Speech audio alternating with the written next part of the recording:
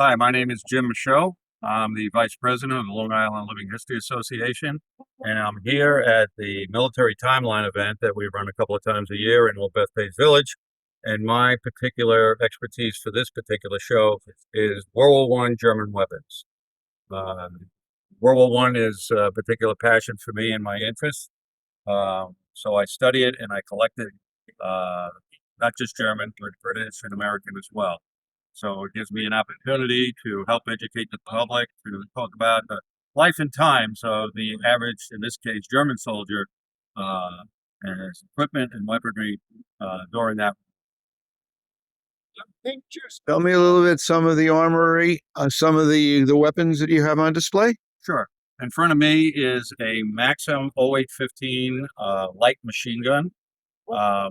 Fires approximately 500 rounds a minute. A lot of the armies were developing lighter machine guns for easy transport and be able to move quickly to occupy enemy territory. It had a crew of a gunner, an assistant gunner, and probably like 4 to 5, depending on the situation, ammo bearers, because these type of guns need a lot of ammunition, so they need an ongoing supply. Um, they were fed in cloth belts that, in this particular case, in ammo cans that held a belt of 250 rounds, right? And for extra mobility, they also had a 100-round drum magazine called a Trummel, which held 100 rounds. But you can imagine at 500 rounds a minute, these things would empty fairly quick. So the extra guys would bring either more drums or more cans that have ammunition to keep the gun in working order, and so they could continue to move forward. The rifles that I have next to me here, we start off with the top one, which is a model 1888 Gewehr rifle.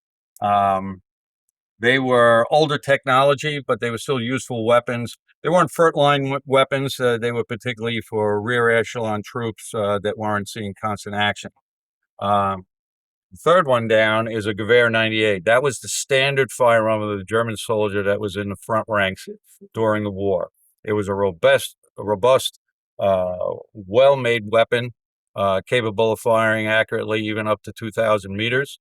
If you notice, the bayonet on this particular weapon is long. That's a pre-war style bayonet, which was found to be not the best idea, so they ended up starting to shorten them, like in this one that's below it.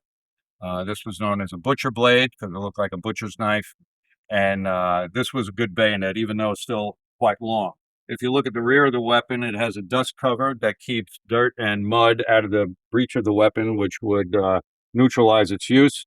And below it is a very rare 25-round extension magazine, which gives them a lot more firepower, where the average gun in most armies in World War I only held 5 rounds, except for the British. Theirs held 10. This little helmet on the top is called a Pickelhaube, or spike helmet. It's covered with a Hessian material cover that was to obscure the metalwork that was underneath. Earlier in the war, all the metalwork was either brass or silver, so it had easy reflection and the enemy can see where you were. So they dulled that down with a cloth cover. On the front, you see the unit designation. And later on in the war, by 1915, the spikes on the top of the helmet were removable, because if a soldier was in a trench, if he wants to take a look, what are you going to see first? You're going to see that spike, and somebody's going to be ready to try to shoot at him once that guy shows his face. So the next thing that we have over here is the steel hand granata, which is their hand grenades. They're known as a stick grenade by the soldiers because of the shape and the fact that it has a piece of wood as a handle. You would remove this cap on the bottom, and a little porcelain ball with a string attached to it would fall out. You would yank on that real hard, and that would ignite a friction fuse in the handle, and you would have 5.5 seconds to throw this before it explodes. It had a steel metal can with the explosive device elements in it, and it would be almost like a stun grenade. So it wouldn't necessarily always kill all of the people that it exploded near, but it could certainly seriously wound them, possibly kill them. But because it was a stun grenade, guys could occupy because it's a big, violent flash. This one down here is like a bundle charge. That would be used for fixed positions like a concrete blockhouse that they needed to knock out, or to throw it on a deck of a moving British or French tank that would potentially take the engine out. So the Germans were pretty innovative with all of that. There was a race of technology between all the armies to come up with the best equipment, the best weapons in order to defeat their enemy.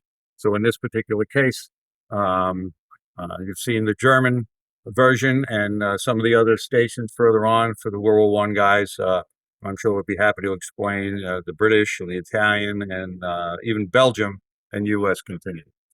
Okay. When did they convert from the pickle helm to the Stahlhelm? In 1916, the Germans came out with their version of the helmet. The first country that did that was France. They came out in the middle of 1915 with the French Adrian helmet, which was thin metal. It wasn't meant to stop bullets. It was meant to stop falling shrapnel and debris because there are a lot of head wounds. Most armies either had hats or some kind of crushable piece of headgear, which, serious head injuries would occur in battle. So the Germans had the Model 16. As you can see, I have one down here.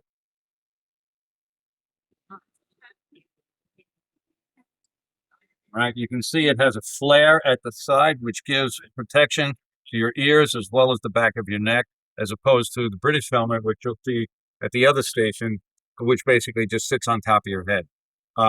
Most of these, again, like I said, weren't in a position to stop a bullet, but it could deflect, and certainly it would help to deflect debris from falling out and causing head injury. In a particular case of the Germans, if you look, you see these lugs or horns on the side of the helmet. That was to place a thickened steel helmet plate, mostly issued to machine gunners in a trench. So it shouldn't be able to be in a position where a bullet could pierce it, all right, where a bullet could go right through these things.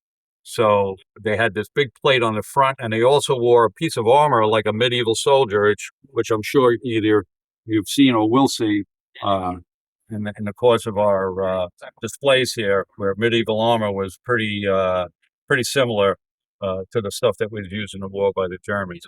Heavy, cumbersome, mainly for static positions. You certainly couldn't run with this stuff on, but in a fixed position, you could hold out a lot longer and incur a lot less casualties wearing this type of bullet resistance defensive articles. Okay. Thank you. Okay. Thank you.